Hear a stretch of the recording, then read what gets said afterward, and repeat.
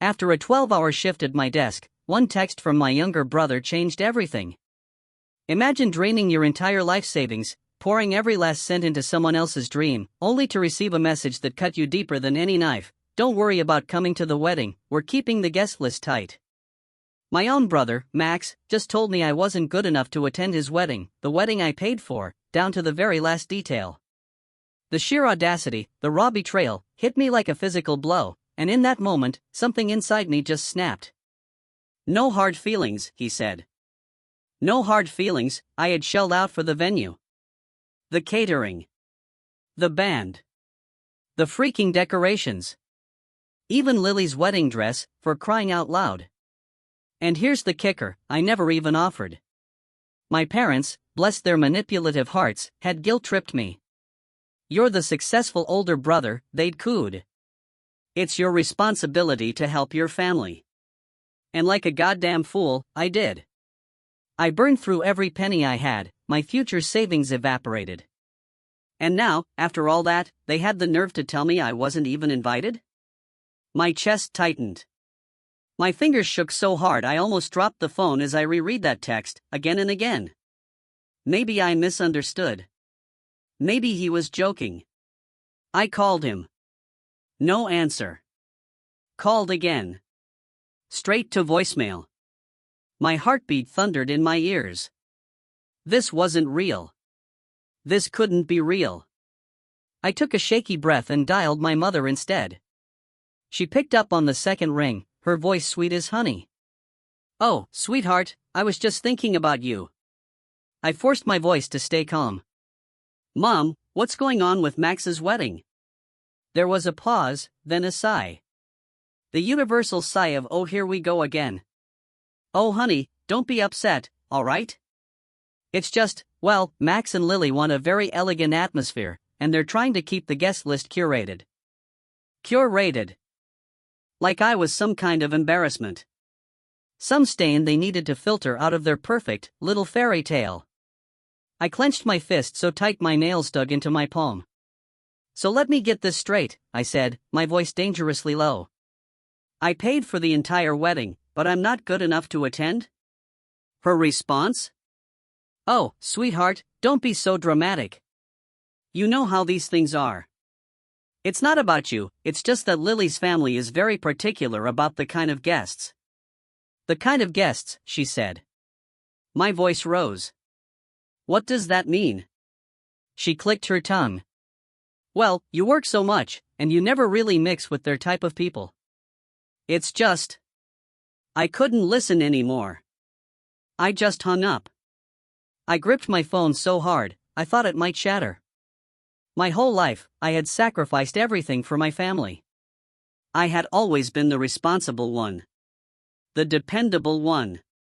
And this was my reward? I stared at the ceiling, my mind racing. No. This was the last time they would ever use me. I should have seen this coming. This wasn't the first time my family had bled me dry, it was just the biggest, most brutal betrayal. Ever since I was a kid, my parents had drilled one lesson into me, family comes first. But what they really meant was, you will sacrifice everything so we don't have to. Max? He was always the golden child. The charming one. The funny one. The one who, according to my parents, was destined for greatness. And me? I was the workhorse. The reliable one. The one who was expected to be responsible while Max coasted through life without a single consequence. If I got a new toy, Max would cry until I gave it to him. If I got a bigger piece of cake, my mother would slice it in half and hand the rest to Max. He's your little brother, she'd say, you should take care of him. And I did. I gave him everything. In school, when Max got into trouble for not doing his homework, my mother begged me to help him out.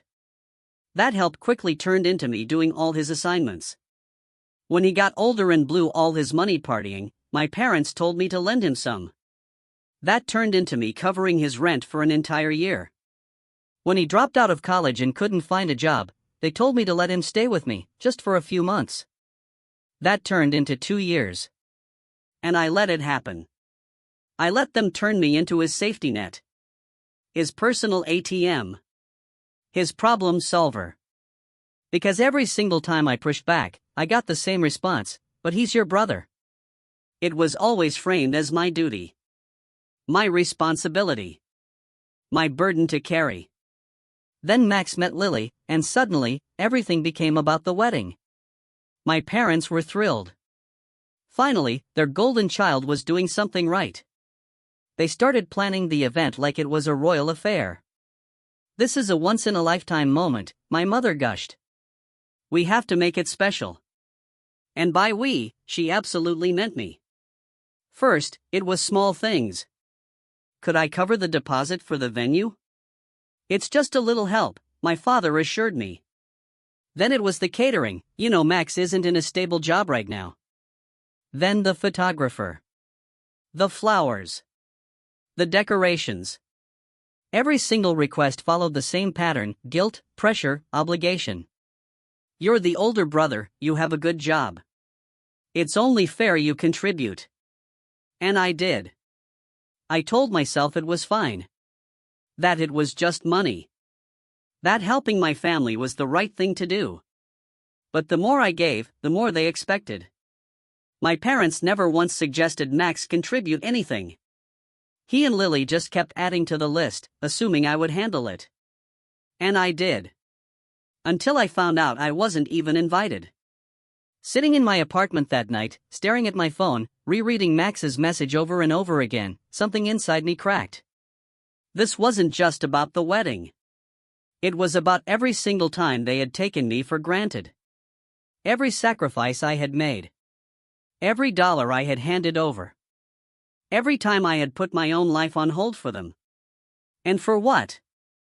So they could cut me out the moment I wasn't useful? So they could pretend I didn't exist? I clenched my fists. My heart pounded. No. Not this time. This time, I was done. Done. I didn't sleep that night. I lay in bed, staring at the ceiling, my mind replaying every moment my family had used me. Every time I had put them first.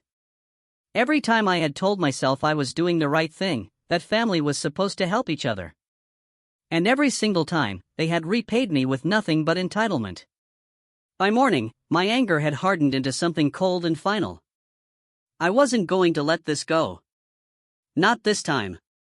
I called my mother first. She picked up on the second ring, her voice bright and cheerful. "Oh, sweetheart, are you excited for the big day?" I forced myself to stay calm. "Tell me something, Mom. Why wasn't I invited?" A pause. "Oh, honey, don't start this again. We talked about it." "No," I corrected her. "You talked. I want an answer." She sighed dramatically, like I was being unreasonable. "Sweetheart, it's not personal. It's just, you work so much, and you're not really part of their social circle. It would be awkward." I clenched my jaw. "Awkward? You wouldn't fit in, honey. You know how these things are." I let out a short, humorless laugh. "So let me get this straight. I was good enough to pay for the wedding, but not good enough to attend?" She tooted. "Don't be so dramatic." I gritted my teeth. "Put Dad on the phone." She huffed but passed the phone over. My father's voice came through, gruff and impatient. "Listen, we don't have time for this nonsense. The wedding is tomorrow. Don't make a scene." My pulse pounded in my ears. "Dad, tell me the truth. Did you know about this? Did you know they weren't inviting me?" He exhaled sharply. "Look, Max and Lily made their decision. It's their wedding, and you just went along with it. Son, don't be selfish. It's their day. And honestly, maybe it's for the best. You have a tendency to what?" I snapped. "To not let people walk all over me? To expect basic respect? To be difficult," he finished, his voice cold. "You're always making things harder than they need to be. Just let it go." I laughed again, this time louder, a raw, bitter sound. Wow. You really don't see it, do you? See what? He asked, irritated. That you've been using me my entire life. Don't be ridiculous. I shook my head. I'm done. Silence. What? He asked. I said it again, clearly, firmly. I'm done with all of you. Don't call me. Don't ask me for money. Don't expect a thing from me, ever again. Now it was his turn to laugh. Oh, come on, don't be childish. I didn't answer. So you can't just cut off your family? Watch me. I hung up. I sat there, staring at the phone, my hands shaking. They would call back. They would try to guilt me, manipulate me, make me feel like the bad guy. But this time, I wasn't listening. This time, I was free. I expected silence after I hung up on my father. I thought maybe, just maybe, they would finally understand. That they would realize I was serious. That they would let me go. I was wrong. The storm started the next morning. I woke up to 22 missed calls from my mother. 10 from my father. 3 from Max. And over 40 messages. We need to talk. You're being irrational. This is not how family treats each other.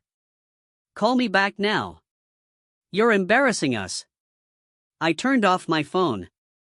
An hour later, someone was banging on my door. Not just knocking, pounding, like whoever was on the other side was trying to break it down. My stomach twisted into a tight knot. I lived alone, no one ever came by unannounced. I walked over and looked through the peephole. It was my mother. Her face was tight with anger, her hands clenched into fists. She looked furious. I sighed. This wasn't going to be easy. I unlocked the door and opened it just a crack. Mom, she shoved past me, storming inside before I could stop her. What is wrong with you? She snapped, spinning around to face me. I took a slow breath. Good morning to you too. Don't start with that tone, she hissed. Do you have any idea what you've done? You humiliated your brother. You humiliated this family. I stared at her in disbelief. I humiliated you? My voice was eerily calm.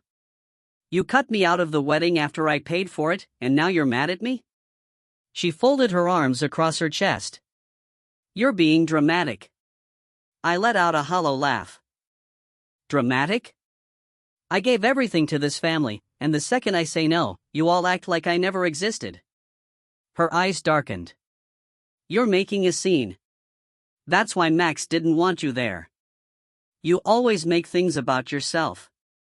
That hit me harder than I expected. I swallowed down the lump in my throat. No, Mom, I said, I make things about survival. I worked myself to the bone so that Max could have a free ride. I spent years putting you all first, and for what? She flinched, but quickly recovered. Max is your brother. You should support him. I clenched my fists. And what about me? When have any of you ever supported me? She exhaled sharply. We raised you. We gave you everything. You gave me expectations. That's not love. That's control. Silence. Her lips pressed into a thin line. Fine, she said coolly. If that's how you feel, then you can deal with the consequences. I narrowed my eyes. What consequences? Her gaze was cold, calculating. You think you can just cut us off? That's not how this works. You'll see the consequences. I stepped closer, my voice slow. No, Mom. You'll see the consequences. For the first time, she looked uncertain. Leave, I said. She hesitated, then turned on her heel and stormed out. I closed the door, locked it, and then I collapsed onto the floor and let out a breath I had been holding for years. It was over. Or at least, I thought it was.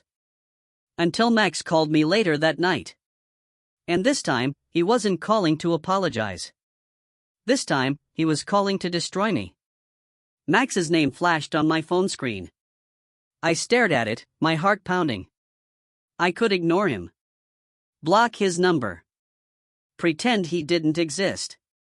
But something inside me whispered, no, pick up.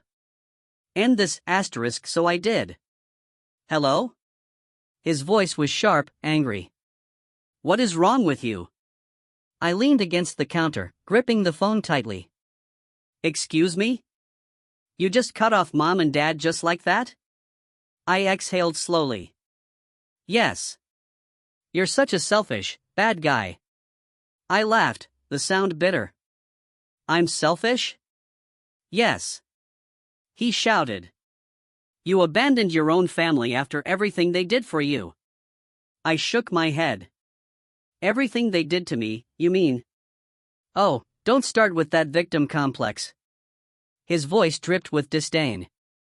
You think you're some kind of martyr? Newsflash, dude, no one cares. I clenched my jaw. Then why are you calling me, Max? Silence. I smirked. You need money, don't you? More silence. Then, low and quiet, he said, I shouldn't have to ask. A laugh burst from my lips. Oh my God, you actually think I owe you?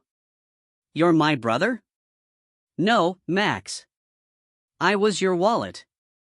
His breath hitched, like he wasn't expecting me to say it out loud. You're such a disappointment. And you, I said, my voice like steel, are a leech.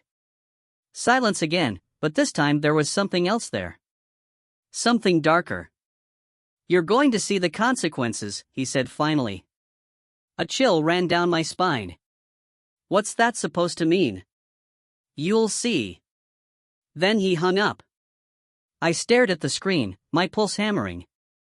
Something wasn't right. And I was about to find out exactly what. It started small. A denied transaction on my credit card. A strange email from my bank asking if I had recently changed my address. Then, a week later, I woke up to find my account drained. Every penny gone. I sat there, staring at the empty balance, my mind struggling to process what I was seeing. Then the call came. Sir, the bank representative said, we have reason to believe this was an authorized transaction. The funds were transferred to a joint account under your family's name. A joint account? My family's name? My jaw fell open. I felt like I was drowning. So you're telling me my own brother stole my money? The woman on the line hesitated. Legally, since the account was previously linked to yours, it doesn't qualify as theft. I nearly dropped the phone. Not theft. Because legally, my money had been accessible to them. I had never removed their names because I had never imagined they would do this to me. Never. I drove straight to my parents' house. The second my mother opened the door, I pushed past her. She gasped. Excuse me? Where is he? My voice was cold, controlled. She crossed her arms. You have no right to barge in here. Where is he? A slow clap echoed from the hallway. Max stepped into view, a smug smirk on his face. Well, he said, look who finally decided to visit. I saw red. I lunged at him, grabbing his collar, shoving him against the wall. Give it back. He didn't flinch. He just smiled. No, I shoved harder. I swear to God, Max, what? He sneered. You'll hit me? Go ahead. Prove to mom and dad what a bad guy you are. I froze. He wanted this. He wanted me to lose control, to give them a reason to turn this all on me. I let go, stepped back. Max smoothed his shirt. Smart choice. I turned to my parents. You let him do this? My father shrugged. You should have stayed loyal to your family. Something inside me shattered. I took a step back, looking at them. Really looking at them for the first time. They didn't care. They never had. They never would. I exhaled. Okay. Max frowned. What? I smiled. Okay, then. I walked out. It took 2 months to rebuild. I filed a fraud claim. It was denied. I hired a lawyer. He told me I had a case, and I sued them. I sued my own family. Max, of course, played the victim. He cried on social media about how money tore us apart. My parents begged me to drop it. But I didn't. Because this time, I wasn't saving them. This time, I was saving myself. The lawsuit dragged on, but in the end, I won. The judge ruled in my favor. Max was forced to pay back every cent. And when he couldn't, his precious wedding fund was seized. His car repossessed. His perfect life destroyed. And my parents? They called. They begged. They said they were sorry. I blocked their numbers. And for the first time in my life, I was finally free. It's been a year. A year without phone calls demanding money. A year without waking up to panicked messages about someone in the family needing my help. A year without feeling like my entire existence was meant to serve everyone but myself.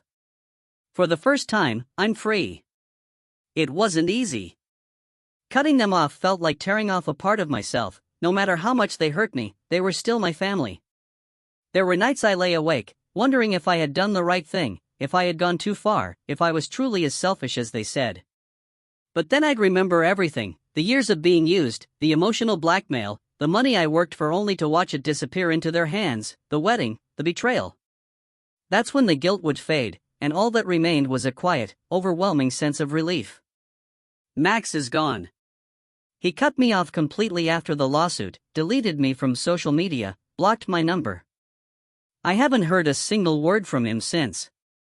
My parents, though? They tried to hold out. At first, they were furious. They called me every name in the book.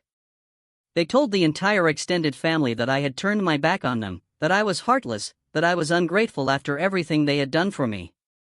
But then, months later, the tone shifted. A few weeks ago, my mother sent me a message, "Son, let's talk. We all made mistakes. You don't want to live with regret, do you?" I stared at the screen for a long time. Regret?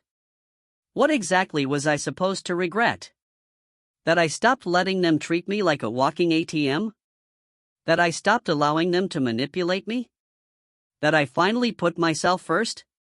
And yet, I hesitated.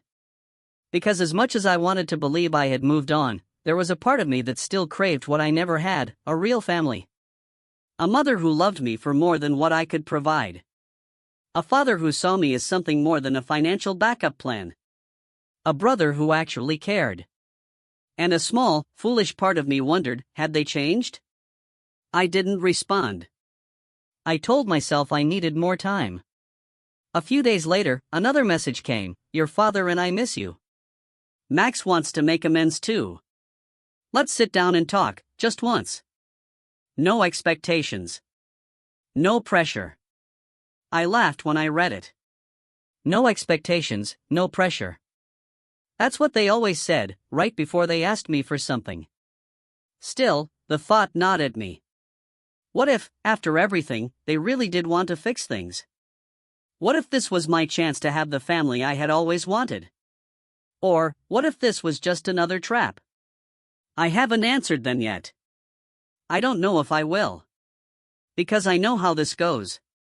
I let them back in, and for a while, everything will seem fine. They'll play nice, act loving, tell me they've changed. And then one day, I'll get a message, "Hey, we're struggling with some bills right now. Max just needs a little help getting back on his feet. We knew we could count on you." And suddenly, I'll be right back where I started. So I'm asking you, what would you do? Would you give them another chance, or would you walk away for good?